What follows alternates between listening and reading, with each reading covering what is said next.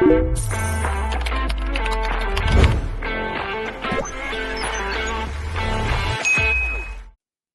钱永不眠，九哥讲美股。大家好，我是九哥团队的朱迪，现在是12月9号的盘后时间。那么昨天咱们盘前提示的大概有一半的股啊都大涨了。咱们复盘一下，比如说咱们提到的这个白银AGQ 当然还有 SLV 这些白银股黄金股都大涨FNV GFI 这黄金股白银股都在大涨。咱们看一下啊，这是12月9号咱们做的节目的字幕那么咱们说的英伟达没涨不知道为什么没涨但是昨天确实英伟达有利好，大家都知道，市场上都知道它确实有个利好能出口中国高端芯片。但是咱们说还有哪些板块那么白银 SLV SLV 是基本盘这个晚上也看好白银行情没有结束那么最高的这个小弟你可以理解为这个它是2倍做多白银涨了9%然后大家看到涨得非常非常棒那么SLV 呢是白银的最大的 ETF 昨天涨了 4.67%， 然后 ABIT 呢就咱们的比特币就是咱们昨天也提到比特币对不对比特币一会儿看看咱们昨天提示的 ABIT 吧。比特币咱只提示这一只涨 2.58% 非常非常非常非常的有影响力因为 ABIT 嘛咱们很看好它。然后呢这个咱们再看一下昨天提示的这个 FNC 咱们也看好这是咱们就一定要，因为我们现在打不开节目不知道为什么因为我们是我这在深圳在深圳这儿上网有时候连外网有点小问题没事那就先不看了吧，那个毛病还挺大的连不上网就是登录不了 YouTube 吧那么就是咱们看除了白银昨天晚上亮点是不是就是那个比特币但是还有没有别的如果大家不喜欢觉得太高了，就因为有的票吧大家老觉得哎呀太高了是吧，太高了那就没必要做了嘛是吧。 IVGO 你觉得高吗？咱们每天都必提的那个博通这边还是大家是朋友给大家看一下就是咱们看一下昨天咱们看中的那个脚本尤其是谈钱的是吧那就是12月9号盘前大家看这是不是12月9号的对吧？12月9号咱们盘前盘后分享的英伟达没涨 AMD 也就还行，但是 AVGO 涨了我们说了理解能力圈最近的股都是这6位最优秀的，在上周最优秀的操盘手，他每一个人推荐的第一个股大家一定要重视。你看九哥这块推荐的是 IBIT然后北京的豪哥呢推荐的是 AVGO大家看 AVGO 涨1.3%呢，因为这个豪哥用的是大仓位1.3%我们很满意了然后飞哥提示的 HOOD然后呢香港的理解他提示的铜白银你看香港的理解提示的 SLV 和 AGO AGQ GFI 这都是 GFI， 咱们看 GFI 都是香港理解推荐的。咱们一会儿看一下 CS 有好久没看它了，有好4-5天没看它了它最近在洗盘但是你看理解提的 GFI GFI 这都是香港理解提示的铜，然后白是 CCO， 咱们看一下这前两个是铜白银是包括那个黄金是香港理解重点推荐的。那么咱们看 SCCO 最近怎么样 SCCO 没涨没跌吧0.45这个还算不好不坏。然后咱们推荐的 XOM 涨得还行LM 就是艾克森美孚，这个印象团队里肯定有人看好它只是我看看艾克森美孚 XM 就证明咱们分析的逻辑是对的，大家一定要看看节目当中咱们为什么看好它对吧就是咱们说那个这些涨的原因是什么包括你看数据中心红衣教主在台湾的他推荐了 APLD， 我印象当中这个票这2天的 APLD 数据中心大家这基本面咱们已经前期节目都介绍过了最高你看涨的我的天涨 8% 呢，大家看涨 8% 收盘还涨 2% 呢APLD这些票都非常好然后所以说包括你看咱们看的我这块我还是空量子计算，但是我第2支就 FLNC 就是那只储能股，咱们看一下FLNC 涨得也非常不错FLNC 这呢我推荐的第2只股呢是4.72昨天涨了我们觉得已经很满意了这对这种涨幅其实是非常棒的我们很喜欢。那么回到盘中我们真的特别建议大家好好一会儿看看老黄到底经历了哪些磨难啊！我们会给大家转一个他的专访，他从幼年到去美国实现美国梦我九哥说，他认为九哥这一辈子前半生就够苦的了，但因为这视频是九哥分享给我们团队，他说他听完老黄的这个采访之后，他比老黄在各个维度上都差远了没想到老黄经历了那么多坎坷，所以说这就是从昨天我们放的那个世界8大家族这个咱们这个节目平台呢，咱可不只是讲美股讲股票你一定要知道作业以外课本以外的一些东西，你才能够深刻的理解美股的本质我们认为你说大家都讲知识那大家去看知识那都是基础，油管的那些专家们大的 IP 们讲的非常好，但是这里面很少有人讲美股的本质。美股的本质有好几个维度，其中有一个维度确实是课本和财报以外的东西，这个大家仔细想为什么？就是课本外的东西，包括是在中国也是中国的巨头们互联网大佬们还经常一起聚会腾讯系和京东系大家知道腾讯系也3万多亿市值了，跟京东系关系都不错，而且腾讯系直接就买京东系就入股这些大佬们，你觉得这是财报能左右得了的吗？他们的很多合作是吧，外边是介入不了的他们叫强联合。那么在美国，在美股里边有没有巨头之间强联合呀？肯定有非常明显那你觉得这些东西财报里会写，就美股最重要的一个分支财报里会写强联合吗？包括大佬他们实控人之间的关系吗？没有吧。所以这就是我们这期节目给大家重点推荐的，就是老黄的这期采访。Scientists want to be part of it because they get to do their life's work and create the next thing, because that's what they want to do. Because maybe they don't want to be in service of another business. They want to be in service of the technology itself. And we're the largest form of its kind in the history of the world. Wow. I know, it's pretty amazing. Wow. And so one, we have got a great condition, we have a great culture, we have great people. And then now the question is, how do you systematically be able to see the future, stay alert of it, and reduce the likelihood of missing something or being wrong. And so there's a lot of different ways you could do that. For example, we have great partnerships. We have fundamental research. We have a great research lab, one of the largest industrial research labs in the world today. And we partner with a whole bunch of universities and other scientists. We do a lot of open collaboration. And so I'm constantly working with researchers outside the company. We have the benefit of having amazing customers. And so I have the benefit of working with Elon and others in the industry. And we have the benefit of being the only pure play technology company that can serve consumer internet, industrial manufacturing, scientific computing, healthcare, financial services. All the industries that we're in, they're all signals to me. And so they all have mathematicians and scientists. And so because I have the benefit now of a radar system that is the most broad of any company in the world, working across every single industry, from agriculture to energy to video games. And so the ability for us to have this vantage point, one, doing fundamental research ourselves, and then two, working with all the great researchers, working with all the great industries, the feedback system is incredible. And then finally, you just have to have a culture of staying super alert. There's no easy way of being alert except for paying attention. I haven't found a single way of being able to stay alert without paying attention. And so, I probably read several thousand emails a day. How? How do you have the time for that? I wake up early. This morning I was up at 4 o'clock. How much do you sleep? 6-7 hours. Yeah. And then you're up at 4, read emails for a few hours before you get going? That's right, yeah. Wow. Every day? Every single day. Not one day missed. Including Thanksgiving, Christmas. Do you ever take a vacation? Yeah, but they're... my definition of a vacation is when I'm with my family. And so if I'm with my family, I'm very happy. I don't care where we are. And you don't work then? Or do you work a little? No, I work a lot. Even when if you go on a trip somewhere, sure. You're still working? Oh, sure. Wow. Every day? Every day.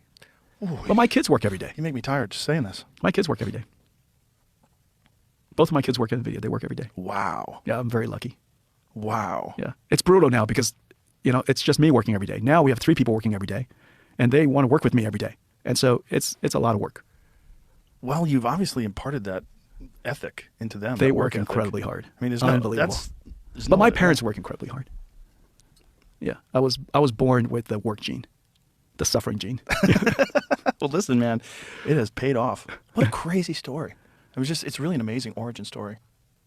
It really, I mean, it has to be kind of surreal to be in the position that you're in now when you look back at how many times that it could have fallen apart and humble beginnings. But Joe, it's a great country. You know, I'm an immigrant. My parents sent my older brother and I here first. We're in Thailand. I was born in Taiwan, but my dad had a job in Thailand. He was a chemical and instrumentation engineer, incredible engineer. And his job was to go start an oil refinery. And so we moved to Thailand, lived in Bangkok.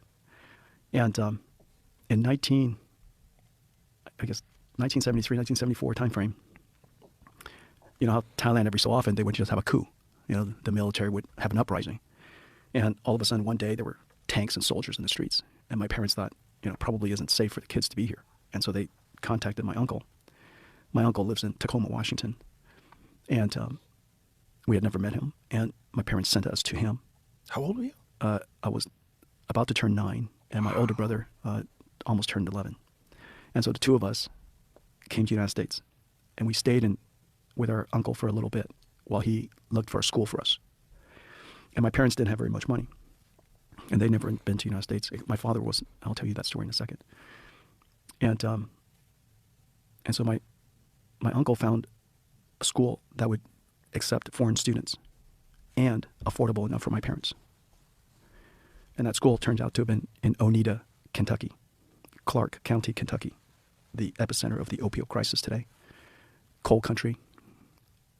Clark County, Kentucky was the poorest county in America when I showed up. It is the poorest county in America today. And so we went to the school. It's a great school. Oneida Baptist Institute, in a town of a few hundred. I think it was 600 at the time that we showed up. No traffic light. And I think it's 600 today. It's kind of an amazing feat, actually. The ability to hold your population for when it's 600 people is quite a magical thing. However they did it, and so the school had a mission of being an open school for any children who would like to come. And what that basically means is that if you're a troubled student, if you have a troubled family, if you're, you know, whatever your background, you're welcome to come to Oneida Baptist Institute, including kids from international who would like to stay there. Did you speak English at the time? Okay, yeah. Okay, yeah. And so we showed up, and my first thought was, gosh, there are a lot of cigarette butts on the ground. 100% of the kids smoked. So right away, you know this is not a normal school. 9-year-olds? No, I was the youngest kid. Okay. 11-year-olds. My roommate was 17 years old. Wow. Yeah, he just turned 17. And he was jacked. And I don't know where he is now. I know his name, but I don't know where he is now. But anyways, that night we got, and the second thing I noticed when you walk into your dorm room is there are no drawers and no closet doors. Just like a prison. And there are no locks so that people could check up on you. And so I go into my room, and he's 17, and we, get ready for bed. And he had all this tape all over his body. And turned out he was in a knife fight, and he's been stabbed all over his body, and these were just fresh wounds. Whoa. And the other kids were hurt much worse. And so he was my roommate, the toughest kid in school, and I was the youngest kid in school. It was a junior high, but they took me anyways, because if I walked about a mile across the Kentucky River, the Swing Bridge, the other side is a middle school that I could go to. And then I can go to that school, and I come back, and then I stay in the dorm. And so basically, Oneida Baptist Institute was my dorm when I went to this other school. My older brother went to the junior high, and so we were there for a couple of years. Every kid had chores. My older brother's chore was to work in the tobacco farm. So they raised tobacco so that they could raise some extra money for the school, kind of like a penitentiary. Wow. And my job was just to clean the dorm. And so I was 9 years old. I was cleaning toilets for a dorm of 100 boys. I cleaned more bathrooms than anybody. And I just wish that everybody was a little bit more careful. You know? But anyways, I was the youngest kid in school. My memories of it was really good, but it was it was a tough town. Sounds like Yeah, it. town kids, they all carried. Everybody had knives. Oof. Everybody had knives. Everybody smoked. Everybody had a Zippo lighter. I smoked for a week. Did you? Oh yeah, sure. How old were you? I was 9. Yeah. When you're 9. You're Yeah. 9. You tried smoking. Yeah, I got myself a pack of cigarettes. Everybody else did. Did you get sick? No, I got used to it. You know, and I learned how to blow smoke rings, and breathe out of my nose. You know, take it out through my nose. I mean, there was all the different things that you learn. Yeah. At 9. Yeah. Wow. You just did it to fit in, or look Yeah, cool? because everybody else did it. Right. Yeah. And then I did it for a couple of weeks, I guess, and I just rather have. I had a quarter, I had a quarter a month or something like that. I just rather buy popsicles and fudgesicles with it. I was 9, Right. I chose the better path. Wow. That was our school, and then my parents came to the United States 2 years later, and we met them in Tacoma, Washington. That's wild. It was a really crazy experience. What a strange formative experience. Yeah, tough kids. Thailand to one of the poorest places in America, or if not the poorest, as a 9-year-old. That was my By first yourself, experience. Yeah, with your brother. Wow. yeah. No, I used to remember, and what breaks my heart, probably the only thing that really breaks my heart about that experience was, so we didn't have enough money to make, international phone calls every week. And so my parents gave us this tape deck, this Iowa tape deck, and a tape. And so every month we would sit in front of that tape deck, and my older brother Jeff and I, the two of us would just tell them what we did the whole month. Wow. And we would send that tape by mail.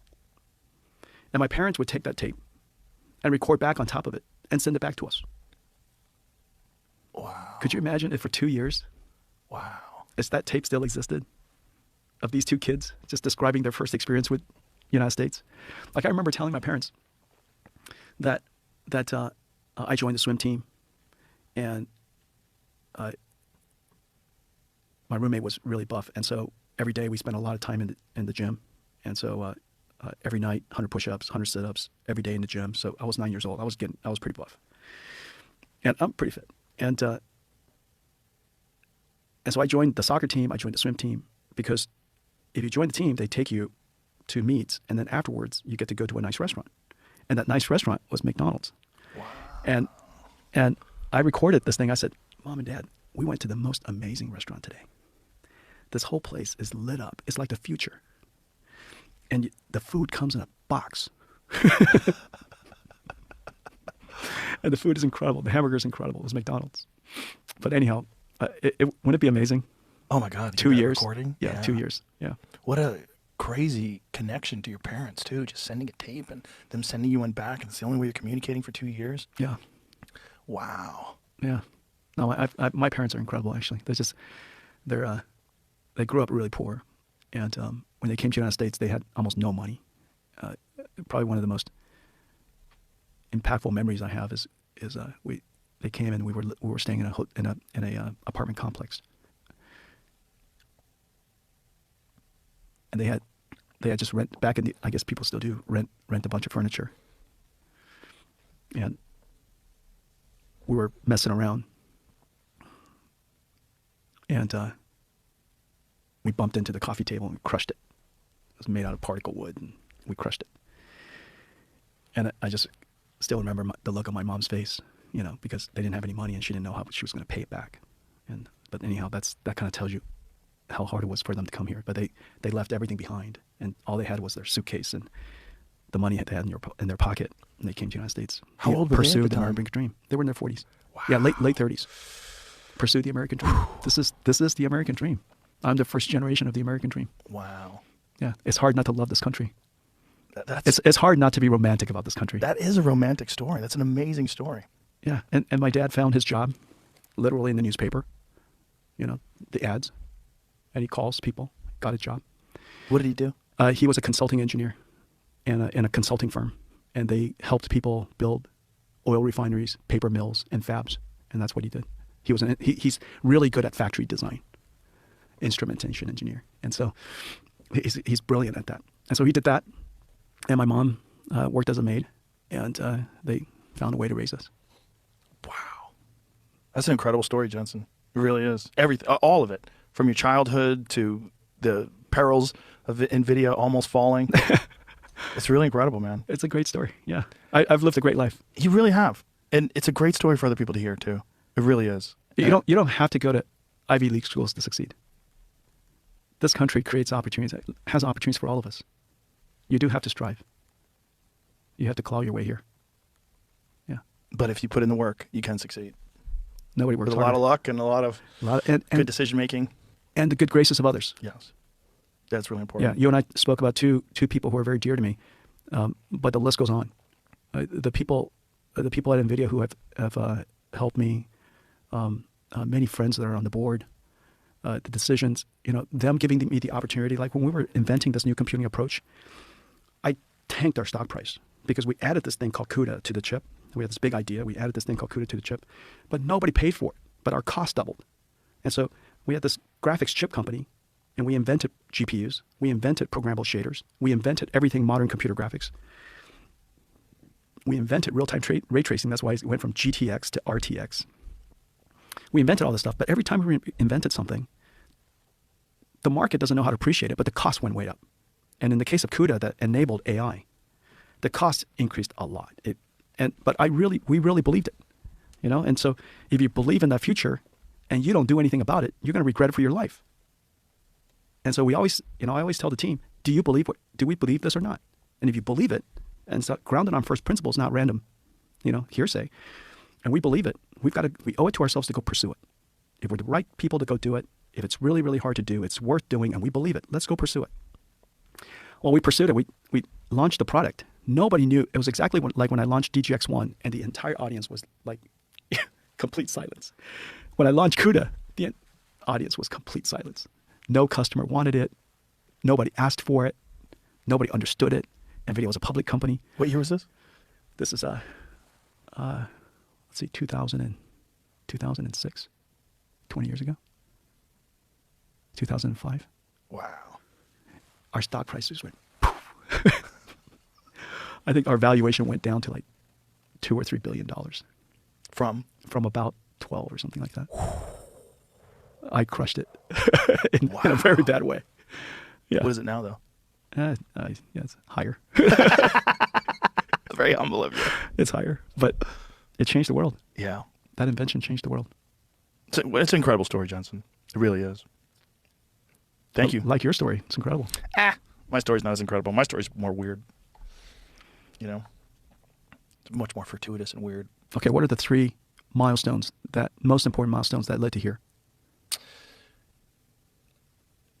That's a good question. Okay, what was step one? I think step one was seeing other people do it. Step one was in the initial days of podcasting, like in 2009 when I started podcasting and only been around for a couple of years. The first was Adam Curry, my good friend, who was the podfather. He invented podcasting. And then, I remember Adam Carolla had a show because he had a radio show. His radio show got canceled. And so he decided to just do the same show but do it on the internet. And that was pretty revolutionary. Nobody was doing that. And then there was the experience that I had doing different morning radio shows, like Opie and Anthony in particular, because it was fun. And we would just get together with a bunch of comedians. I'd be on the show with like 3 or 4 other guys that I knew. And it was always just, look forward to it. It was just such a good time.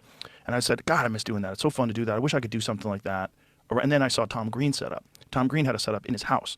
And he essentially turned his entire house into a television studio. And he did an internet show from his living room. He had servers in his house and cables everywhere. He had to step over cables. This is like 2007. I'm like, Tom, this is nuts. Like, this is... And I'm like, you got to figure out a way to make money from this. Like, I wish everybody on the internet could see your setup. It's nuts. I just want to let you guys know that. It's not just this. Yeah. So that was the beginning of it, is just seeing other people do it and then saying, all right, let's just try it. And then so the beginning days, we just did it on a laptop. Had a laptop with a webcam and just messed around, had a bunch of comedians come in. We would just talk and joke around. And I did it like once a week. And then I started doing it twice a week. And then all of a sudden I was doing it for a year. And then I was doing it for 2 years. And then it was like, oh, it's starting to get a lot of viewers, and a lot of listeners. And then I just kept doing it. That's all it is. I just kept doing it because I enjoyed doing it. Was there any setback? No, there's never really a setback. Really? No. It must have been. Or it's not the same kind of story. You're just resilient, or you're just tough. No. It wasn't tough or hard. It was just interesting. So the You were never once punched in the face. No, not in the show. No, not really. Not doing the show. You never did something that big blowback. Nope. Not really. No, it all just kept growing. It kept growing. And the thing stayed the same from the beginning to now. And the thing is, I enjoy talking to people. I've always enjoyed talking to interesting people. I could even tell just when we walked in, the way you interacted with everybody, not just me. Yeah, that's cool. People That's are cool. Yeah, that's cool. You know, it's an amazing gift to be able to have so many conversations with so many interesting people, because it changes the way you see the world, because you see the world through so many different people's eyes. And you have so many different people have different perspectives and different opinions and different philosophies and different life stories. And, you know, it's an incredibly enriching and educating experience having so many conversations with so many amazing people. And that's all I started doing, and that's all I do now. Even now, when I book the show, I do it on my phone, and I basically go through this giant list of emails of all the people that want to be on the show or that request to be on the show. And then I factor in another list that I have of people that I would like to get on the show that I'm interested in, and I just map it out. And that's it. And I go, ooh, I'd like to talk to him. If it wasn't because of President Trump, I wouldn't have been bumped up on that list. No, I wanted to talk to you already. I just think, you know, what you're doing is very fascinating. I mean, how would I not want to talk to you? And then today, it proved to be absolutely the right decision. Well, you know, listen, it's strange to be an immigrant one day going to Oneida Baptist Institute with the students that were there. And then here, NVIDIA's one of the most consequential companies in the history of companies. It is a crazy story. It has to be. Yeah, strange that journey is, yeah. And it's very humbling. And I'm very grateful. It's pretty amazing, man. Surrounded by amazing people. You're very fortunate, and you seem very happy, and you seem like you're 100% on the right path in this life. You know. Everybody says you must love your job. Not every day. That's not. That's you know what I'm part saying? of Yeah. the beauty of everything. Yeah. Is that there's ups and downs. That's it's like, right. It's never just like this giant dopamine high. We leave this impression. Here's an impression I don't think is healthy. People who are successful leave the impression often that our job gives us great joy. I think largely it does. That our jobs, we're passionate about our work. And that passion relates to it's just so much fun. I think it largely is. But it distracts from, in fact, a lot of success comes from really, really hard work. Yes. There's Yeah. long periods of suffering and loneliness and uncertainty and fear and embarrassment and humiliation, all of the feelings that we most not love. That creating something from the ground up, and Elon will tell you something similar. Very difficult to invent something new. Yeah. And people don't believe you all the time. You're humiliated often, disbelieved most of the time. And so people forget that part of success. And I don't think it's health. I think it's good that we pass that forward and let people know that it's just part of the journey. Yes. And then suffering is part of the journey. You will appreciate it so much. These horrible feelings that you have when things are not going so well, you will appreciate it so much more when they do go well. Deeply grateful. Yeah. Yeah. Deep pride. Incredible pride. Incredible gratefulness and surely incredible memories. Absolutely. Jensen, thank you so much for being here. This was really fun. I really enjoyed it, and your story is just absolutely incredible and very inspirational. And I think it really is the American dream.